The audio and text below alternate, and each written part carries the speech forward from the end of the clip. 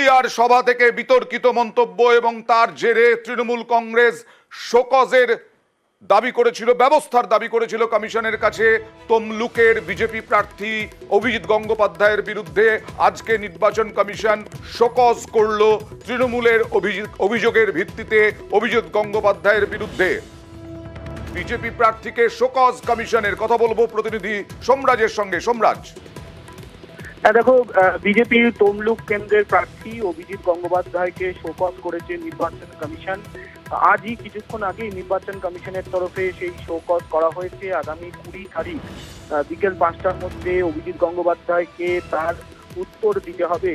কমিশনের তরফে যেটা শোকজের চিঠি দেওয়া হয়েছে সেখানে বলা হচ্ছে 15ই মে হলদিয়াতে মমতা বন্দ্যোপাধ্যায় সম্পর্কে অভিজিৎ গঙ্গোপাধ্যায় যে মন্তব্য করেছিলেন এবং তার ভিত্তিতে অল ইন্ডিয়া তৃণমূল কংগ্রেস যে অভিযোগ জানিয়েছিল তাকে যাচাই করেই নির্বাচন কমিশনের তরফে এই শোকজের সিদ্ধান্ত নেওয়া হয়েছে এবং অভিজিৎ গঙ্গোপাধ্যায়কে 20 মে বিকেল 5টার মধ্যে এই শোকজের উত্তর দিতে হবে এবং শোকজের উত্তর সন্তোষজনক না হলে তার পরবর্তী পদক্ষেপ নেবে নির্বাচন কমিশন।